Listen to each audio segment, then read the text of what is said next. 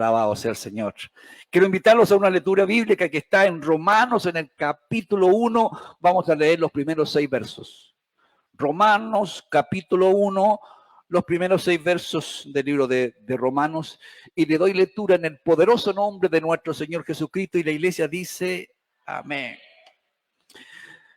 Pablo, siervo de Cristo Jesús, llamado para ser apóstol, apartado para anunciar el evangelio de Dios, que por medio de su profeta ya había prometido en las Sagradas Escrituras. Este evangelio habla de su Hijo, que según la naturaleza humana era descendiente de David, pero que según el Espíritu de Santidad fue designado con poder Hijo de Dios por la resurrección. Él es Jesucristo, nuestro Señor. Por medio de él y en honor a su nombre recibimos el don apostólico para persuadir a todas las naciones que obedezcan a la fe. Entre ellas están incluidos también ustedes, a quienes Jesucristo ha llamado. Que Dios bendiga la lectura de la palabra del Señor. El título del mensaje de esta mañana, permítanme hablar de el Evangelio. El Evangelio hoy creo que es absolutamente necesario, perentorio, poder un poco repasar qué es lo que tenemos, qué es lo que a esto que le llamamos, la gente que no es cristiana le llama religión. Religión es cualquiera que tiene sigue alguna divinidad. Por lo tanto, hablar un poquito sobre lo que es religión nos nos encasilla en un tema de ambigüedad, porque la religión es cuestionada por algunas posiciones políticas, es cuestionada.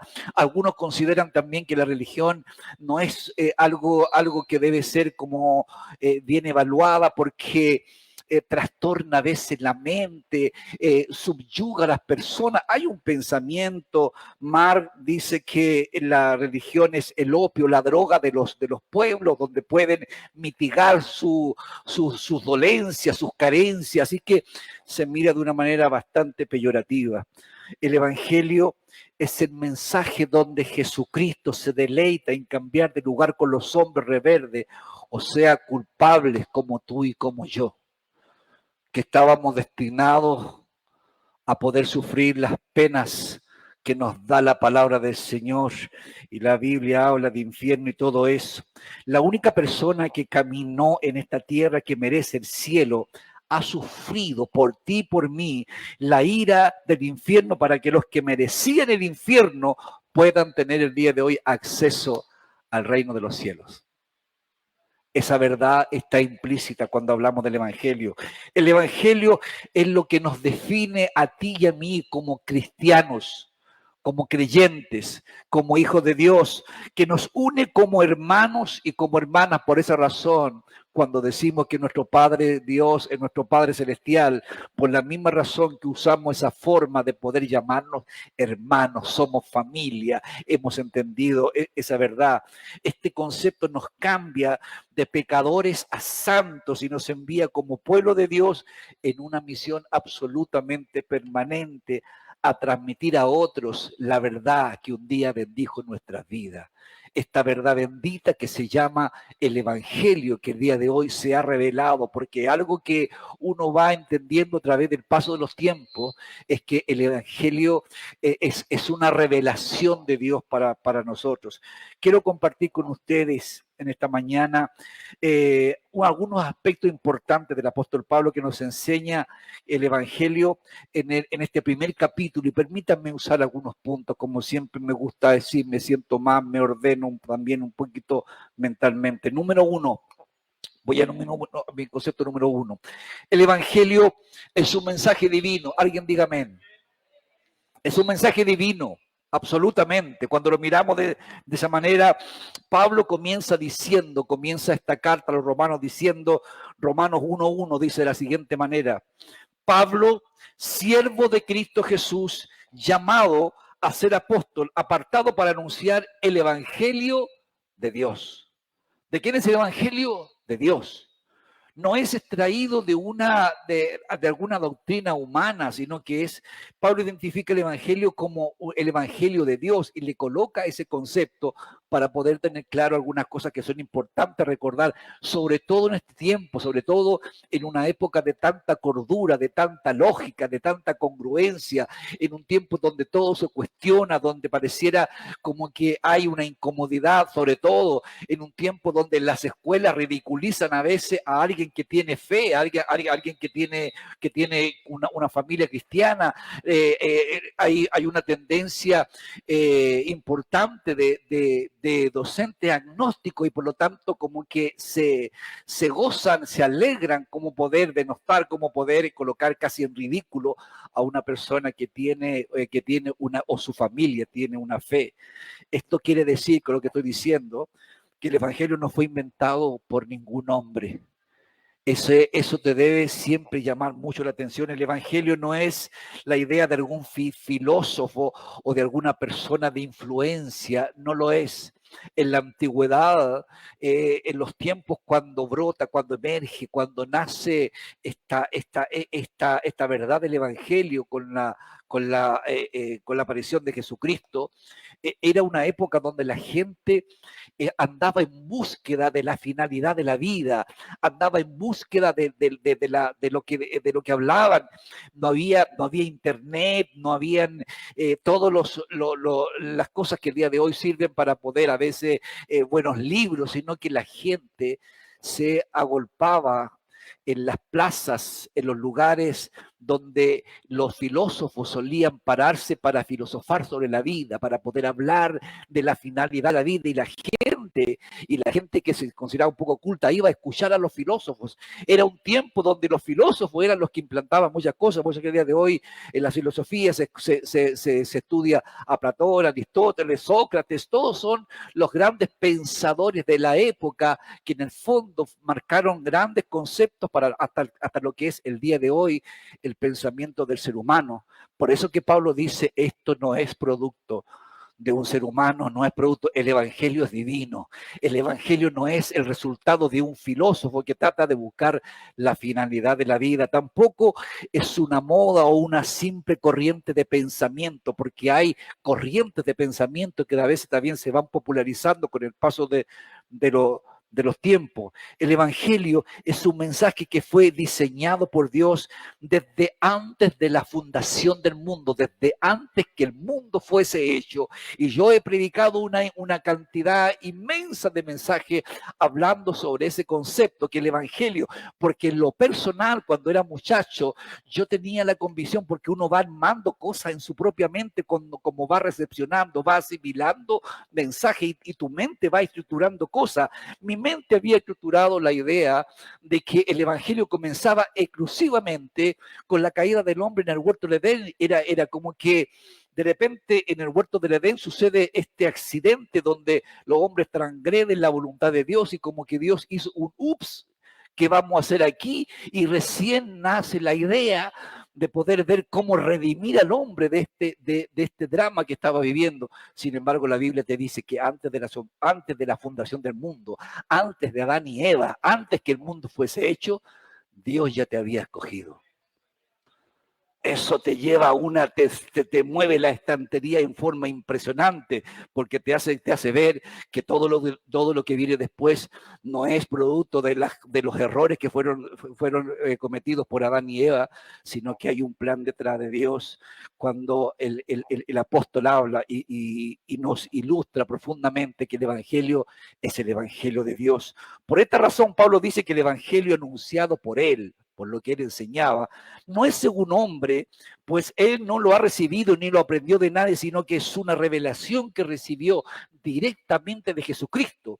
Y él lo dice con vehemencia, porque Pablo era un religioso, una persona que era seguidora de toda la tradición judía, era un devoto seguidor de la religión judía. Por lo tanto, él pensaba que el Evangelio era algo absolutamente ilegal, una invención, por la misma razón que se había vuelto un perseguidor, mató y encarceló a muchos cristianos pensando que lo hacía en favor de su propia religión, de la religión judía.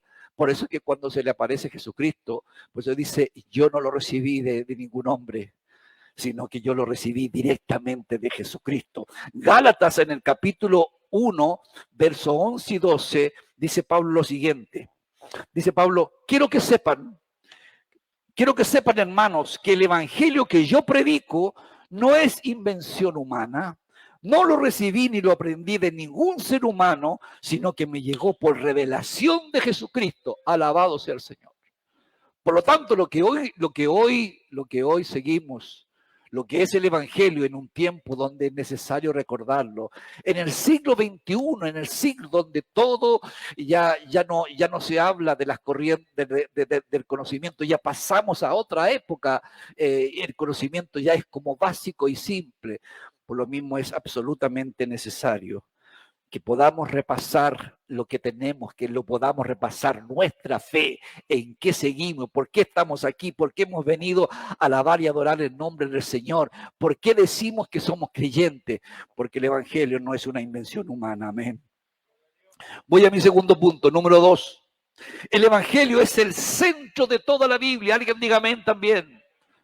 Sí, Señor, es el centro de la Biblia. La Biblia no es un libro donde te enseñan a vivir mejor, porque una vez escuché eso en un comentario, en un artículo que leí en internet, alguien que no era cristiano, pero sin embargo citaba la Biblia, porque la Biblia supuestamente era un manual para poder tener una mejor vida, para ser una mejor persona, para tener una moral muy alta, simplemente. Así que la Biblia entrega buenos principios morales, decía eso. Así que alguien puede mirar la Biblia simplemente como buenos principios morales, pero que la persona sea buenita, sea bien comportado, bien ético, cuando uno ve ese concepto, la Biblia es mucho más que eso.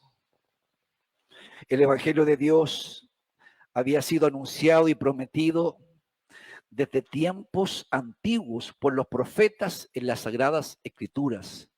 Mucho más había sido anunciado.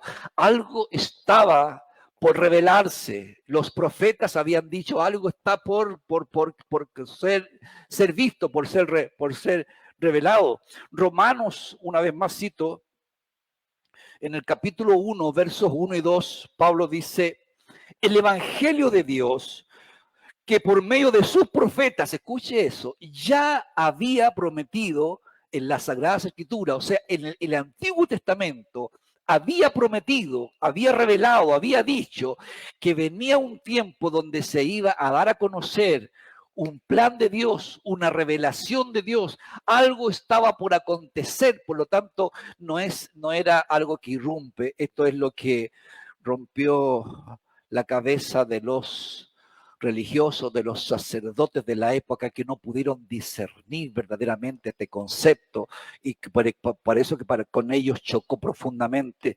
Los judíos del tiempo de Pablo lo acusaban a Pablo, a este apóstol que vino a revolucionar la época, lo acusaban de predicar algo totalmente nuevo y totalmente revolucionario. Era el revolucionario religioso de la época. Era el que decía algo absolutamente distinto, algo que no tenía nada que ver con la ley o el Antiguo Testamento, pero el problema era el mensaje de Pablo, no era eso, sino que era más bien lo que uno puede ver, el problema que había, era la ceguera espiritual de los religiosos de la época. Una ceguera espiritual que no podían entender y no podían acceder lo que se estaba dando a conocer por medio de la palabra del Señor. En Génesis, en el capítulo 3:15, la Biblia narra que la victoria del Hijo de Dios sobre Satanás, ahí cuando dice, ahí en ese verso no está en la nota acá en la pantalla, pero dice en esa parte en Génesis 3:15, habla del momento cuando Dios dice y le habla a la serpiente que tipifica a Satanás, le dice, y pondré enemistad entre tú y la simiente, y le habla de la mujer, del ser humano, y dice, y la descendencia de esta te va a herir en la cabeza como algo mortal, y tú le vas a herir en el calcañar, o sea, en el talón. una herida superficial. Es el primer indicio, la primera insinuación que muestra en el principio, en el primer libro de la Biblia, algo que iba a ocurrir en el futuro, en lo que estaba por venir. Son las revelaciones que aparecen en el Antiguo Testamento cuando todavía no tenían idea de lo que iba a suceder cuando emergiera Jesucristo en medio de este mundo y rompiera tantos conceptos que fueron verdaderamente sorprendidos toda la generación religiosa de aquella época. En ese pasaje Dios mismo lo anuncia, lo cual muchos identifican como el primer evangelio. Génesis 3:15 siempre se habla, y lo he escuchado de innumerables hombres de Dios, como el primer concepto del evangelio. Más adelante vemos a Dios prometiendo bendecir también a todas las familias de la tierra a través de la simiente de Abraham, otro concepto que nos habla también de lo que estaba por venir, lo cual Pablo identifica directamente como la buena nueva anunciada por los patriarcas. Y déjenme mostrárselo aquí en pantalla. Génesis 3:8 dice y nos recuerda simplemente esta verdad. Ahí dice, la Escritura, habiendo previsto que Dios justificaría por la fe a las naciones, anunció de antemano el evangelio de Abraham por medio de ti. Le dice, serán benditas todas las naciones por medio de ti. Serán benditas todas las naciones. Y en eso entró tu familia y entró mi familia. Bendecidas. Por supuesto, esto no quiere decir que en cada palabra o cada frase que encontremos en la Biblia encontraremos a Cristo o el Evangelio, pero sí debemos estar conscientes de que el registro del Antiguo Testamento marca el camino inminente, la ruta inminente hacia Cristo, pero debemos leer el Antiguo Testamento con los ojos puestos en Jesús, porque todo, y lo digo por tercera vez, todo en la Biblia apunta a Jesucristo. Voy a mi punto número 3. El Evangelio es un mensaje acerca de Jesucristo. Como dije antes, no es un paquete de medidas morales. No es una forma de pensamiento simplemente. El Evangelio es un mensaje simplemente acerca de Jesucristo. Si saco a Jesucristo del medio de la palabra de Dios, me queda simplemente un libro con buenas propuestas, un libro de historias, buenas historias, pero simplemente un libro más. Por eso que es interesante poder tener ese concepto claro. Este evangelio habla de su hijo que según la naturaleza humana era descendiente de David, y comienza algo también muy lindo, descendiente de David. Romanos en el capítulo 1, una vez más sigo en el capítulo 1, verso 3, dice una verdad. El evangelio no es para averiguar qué tan exitosos podemos llegar a ser en la vida o cuánto bienestar más bien nos puede dar Dios al cumplir sus mandamientos. No es así, Señor. El Evangelio, como dije antes, trata sobre Jesús y principalmente tiene que ver con dos cosas. Número uno, la muerte de Cristo en nuestro lugar, en nuestros sustitutos. La muerte de Cristo. Primera de Corintios, en el capítulo 15, versos 3 y 4, dice lo siguiente.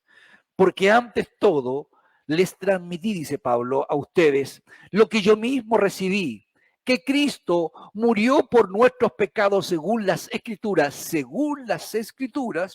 que fue sepultado, que resucitó al tercer día, según las Escrituras. O sea, todo estaba anunciado, todo estaba preparado de antemano por la palabra del Señor. No es un accidente, sino que hoy lo que tenemos es verdaderamente la muerte de Cristo en nuestro lugar. El segundo concepto que aparece ahí es de su resurrección, que asegura, su resurrección asegura tu justificación y mi justificación. Esa parte es algo que tiene que estar impregnada en tu mente y en tu corazón, porque por medio de Cristo tú y yo somos justificados. Somos declarados personas justas ante Dios, no siéndolo, sino que por habernos apropiado de esa verdad maravillosa. Romanos en el capítulo 4, verso 25 dice, Él fue entregado a la muerte por nuestros pecados y resucitó, y resucitó para nuestra justificación. Parece que no me escucharon, déjenme leerlo de nuevo porque alguien tiene que decir amén a esto. Él fue entregado a la muerte por nuestros pecados y resucitó para nuestra justificación. Alabado sea el Señor. No puedes quedar indolente, insensible ante esa verdad maravillosa. Murió en la cruz del Calvario, pero resucitó. Por eso es que Pablo se atreve en un momento a decir, si Cristo no ha resucitado, vana en mi fe, vana nuestra esperanza, es vana todo, es un desastre lo que estamos haciendo, reunirnos aquí hoy día en la mañana, quitándonos a lo mejor algunos días de estar en la playa o en una piscina, sería vana todo lo que hacemos. Pero porque Cristo resucitó, podemos decir el día de hoy, vale la pena seguir a Cristo. Alabado sea el Señor. El Evangelio nos enseña que podemos ser perdonados y aceptados por Dios únicamente en base a la obra de Cristo en nuestro lugar. Es básico entender ese concepto que siempre nos recuerda el mensaje de la palabra del Señor. Y voy a mi último punto. Número 4. El Evangelio es un mensaje acerca de la justicia de Dios otorgada al pecador por medio de la fe en Cristo. Lo digo una vez más. El Evangelio es un mensaje acerca de la justicia de Dios otorgada al pecador por medio de la fe en Cristo. Alabado sea el Señor. Por eso que Pablo dice, una vez más cito lo que dice Romanos en el capítulo 1, verso 17, Pablo dice uno de los versos que más me emociona porque fue esos versos los que un día abrieron también mi mente. Pablo dice, porque en el Evangelio la justicia de Dios se revela por fe y para fe, como está escrito, mas el justo por la fe vivirá. Yo siempre cuando era muchacho, cuando escuché este verso, me llevaban o se interpretaba, más el justo por la fe vivirá, era como quien dice, al otro día yo iba a tener comida, al otro día iba a tener a lo mejor algunas luquitas para poder sobrevivir.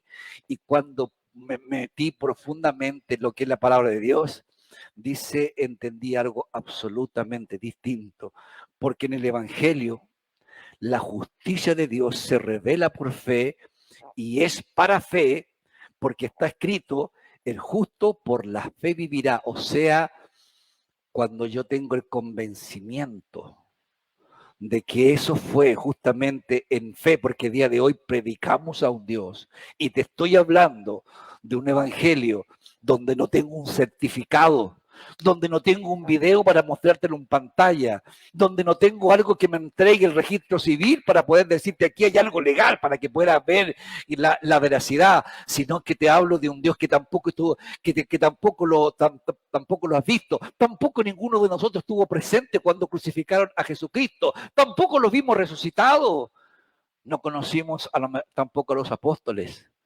Sin embargo, la palabra de Dios dice, porque todo aquel que se acerca a Dios, crea que le hay y que Él es galardonador, premia a los que le buscan. Eso es algo que te abre, o sea, es tan increíble para Dios que tú y yo podamos creer en un Dios que no se ve, que por la misma razón, que por esa fe, por tener ese convencimiento, te da la entrada al reino de los cielos. Ahí, solamente en esa idea, uno logra entender cuando Jesucristo está siendo crucificado y hay dos hombres, uno a su lado derecho y a su lado izquierdo, y entre ellos empiezan a cuestionar. Y dice, mira, y uno increpa, el crucificado increpa a Jesús y le dice, si eres hijo de Dios, bájate de este lugar y sálvanos nosotros y sálvate tú mismo. Y el otro lo recriminaba, le decía, cállate.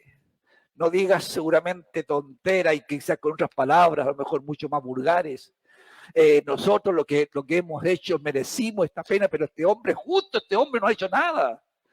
Y luego le dirige las palabras a Jesús, que escuchaba el diálogo de estos dos que estaban a su lado, y le dice, uno le dice a Jesús: acuérdate de mí, Señor. Aleluya. Cuando estés en tu reino. El que clamó era un delincuente. El que clamó estaba a punto de ser asesinado por sus fechorías, por lo que había hecho.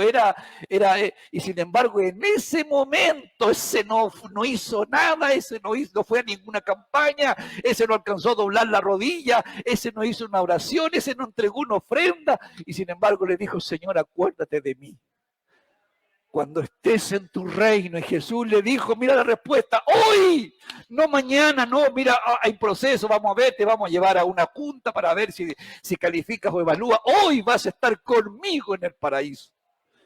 Por creer, simplemente por creer que este era el Hijo de Dios. Por creer que era Dios el que te ha llamado, es el que te da la categoría de entrar al reino de los cielos. Es tu ticket de entrada a la gloria de Dios. El creer tiene un valor tan grande, tan profundo, tan inmenso, que es lo que te va a hacer. Yo siempre le he dicho a ustedes que cuando era muchacho tuve una pesadilla, y era en un tiempo donde yo me recuerdo que le he contado muchas veces que los tiempos ahí de los años 70 aparece el gran evangelista Gigi Ávila en nuestro país, con unas campañas extraordinarias, Parque O'Higgins en varios lugares, Sanidad Divina, Cristo viene, Maranata, Cristo viene, era la frase de Gigi Ávila, y nos impregnó con el concepto Cristo viene, Cristo viene, Cristo viene. Y fue profundo y un remesón en la mente para poder despertar a veces también de como este letargo que produce el paso del tiempo. Pero una de las cosas que produjo en mí es que entré casi como en una crisis, porque tenía la idea de que venía al otro día yo. Eso no quiere decir que falte tiempo, porque hoy sí vivimos cosas espectaculares. La Biblia dice que el día de la hora nadie lo conoce. Por lo tanto, es de una insensatez profunda relajarse de lo que nos demanda la palabra del Señor. Y yo tenía pesadillas. Y yo en mi pesadilla soñaba que estaba en casa o en distintos lugares, y que de repente empezaba a escuchar la trompeta, una trompeta impresionante, y la gente comenzaba a elevarse en los aires. Ay, siempre me emociono de esto, porque sufrí mucho. Yo saltaba para hacer mi impulso, que quería volar. Quería comenzar a volar como los demás, y sin embargo la inercia me tiraba hacia abajo. Y no podía volar, y siempre desesperé, como 3 sueños como eso. Y no podía volar, hasta el día que Dios abrió mi mente para poder entender, muchas gracias, para poder entender que lo que yo consideraba como una especie de cohetitos que me colocaba para poder levantarme no era el impulso humano, sino que era la confianza en aquel que derramó su sangre en la cruz del Calvario, en creer en ese Dios bendito que me daba esa posibilidad para poder entender. Por eso es que el día de hoy es tan profundo hablar sobre este concepto, porque lo que te va a hacer volar no son tus méritos, no son lo que hayas logrado. Lo que te va a hacer volar el día que suene la final trompeta es cuánta certeza tienes que eres hijo de Dios, lavado y redimido en su sangre. La certeza de lo que soy, la identidad de que tengo, eso es lo que te da el Evangelio. La entrada, la revelación de la forma de cómo llegar a la presencia de Dios y un día ser parte del reino de los cielos. Por eso que el Evangelio te revela, el Evangelio te enseña, te revela la forma de cómo vas a llegar un día a la presencia del Señor. Alabados el Señor. La palabra de Dios nos demuestra que todos estamos condenados a una eternidad de separación de Dios, pero por nuestros medios es imposible, por lo tanto, que nos acerquemos a Él. Pero gloria sea nuestro Señor, porque el pecador que se ha condenado a sí mismo a causa de su pecado, de nuestros errores, de nuestra falta, puede el día de hoy tener acceso a la justicia que viene de Dios por medio de la fe en Cristo Jesús. Por medio de la fe tú tienes acceso.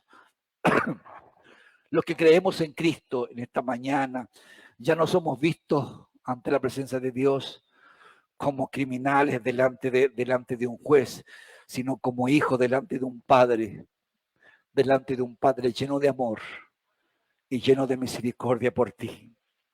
Solo Dios puede declararnos justos, lo que nos muestra la palabra del Señor.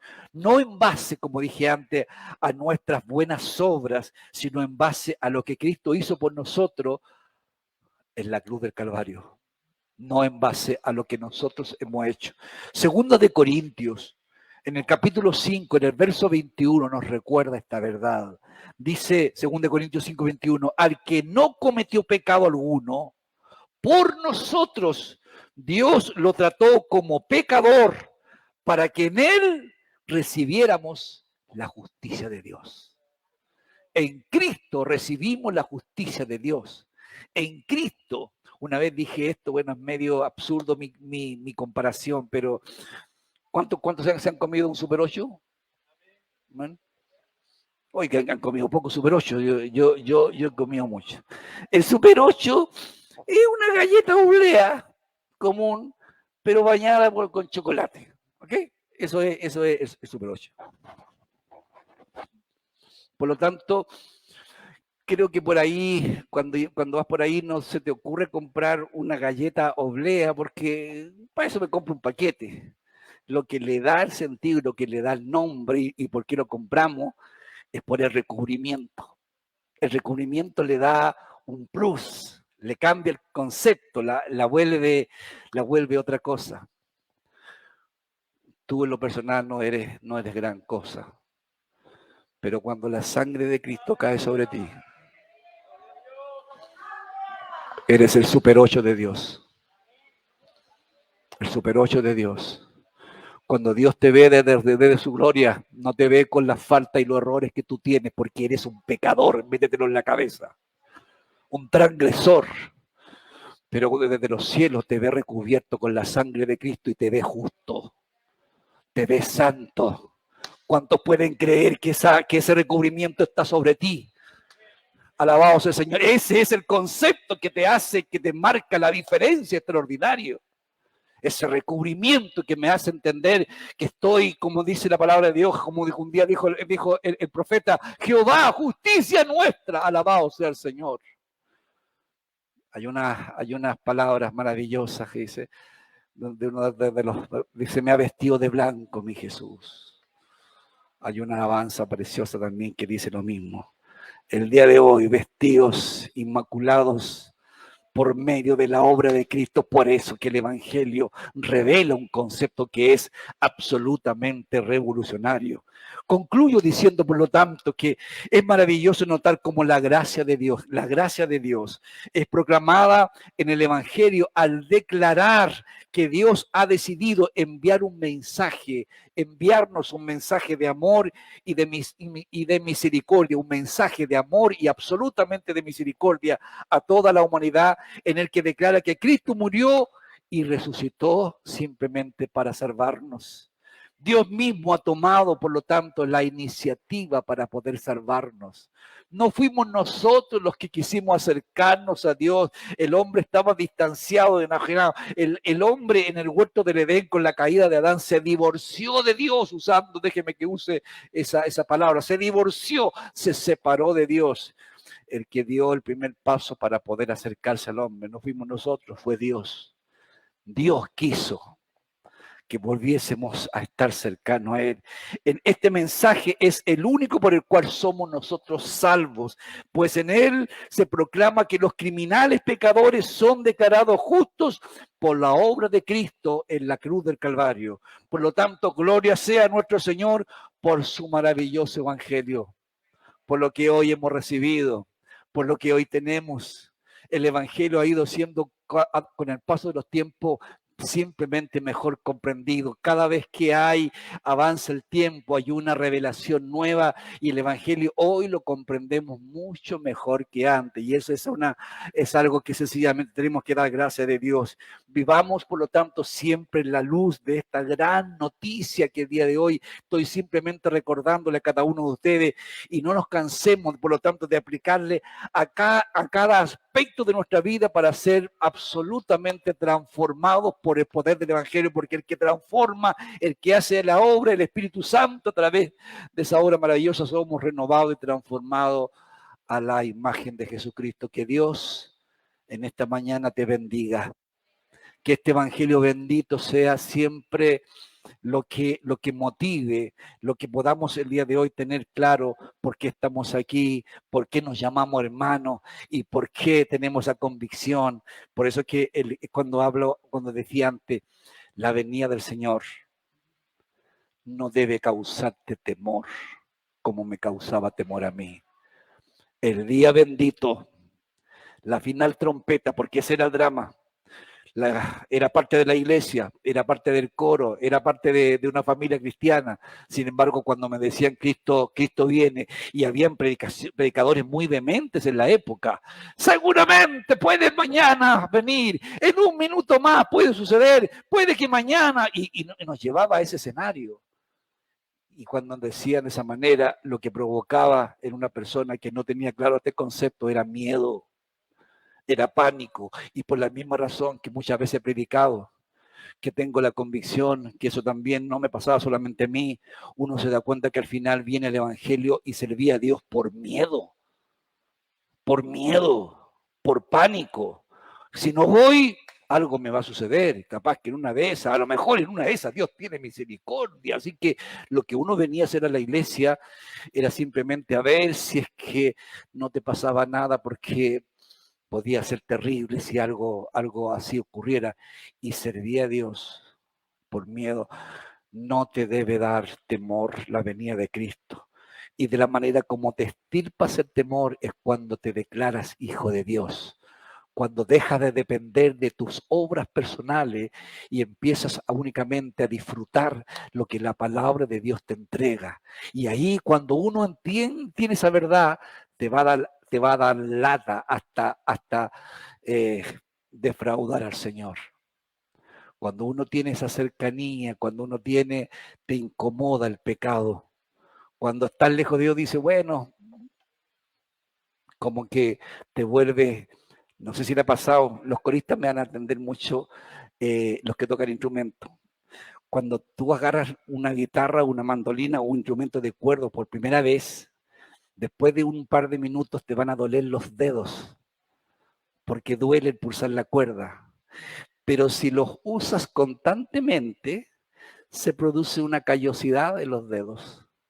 Y ya después da lo mismo, póngale una hora, póngale dos, da lo mismo. Cuando uno se vuelve insensible al pecado, al principio alguien se puede incomodar, alguien puede llorar después de pecar, pero tanto repetirlo que pareciera que en tu mente produce una callosidad y ya te vuelves insensible, ya no te produce incomodidad, ya después te da lo mismo. Ese es el error. Por eso que una de las cosas que tenemos que hacer es poder entender, deja que el Señor comience a obrar en tu vida. Empieza a acercarte a disfrutar el Evangelio como salvado. Cuando empiezas a disfrutarlo, te va a incomodar y te va a dar mucha lata el poder defraudar al Espíritu Santo. Dios en esta mañana te bendiga y Dios bendiga su palabra. Dios ponga esa verdad bendita cada vez más para poder entender siempre lo que es el Evangelio. Hoy tenemos las más grandes revelaciones de todos los tiempos de lo que es el Evangelio. Nunca antes se ha entendido de mejor manera. En la antigüedad teníamos conocimiento, sí, pero hoy tenemos un conocimiento extraordinario, porque dice la palabra de Dios que el Evangelio, en la propia palabra de Dios dice que la verdad bíblica, el Evangelio, la revelación es progresiva. Cada vez hay una muestra más y más. Cada vez, porque la Biblia dice que cuando el pecado sobreabunda, la gracia de Dios también va a sobreabundar. Su misericordia va cada día subiendo en mayor contundencia. Así que el Señor te bendiga. Pónganse en pie.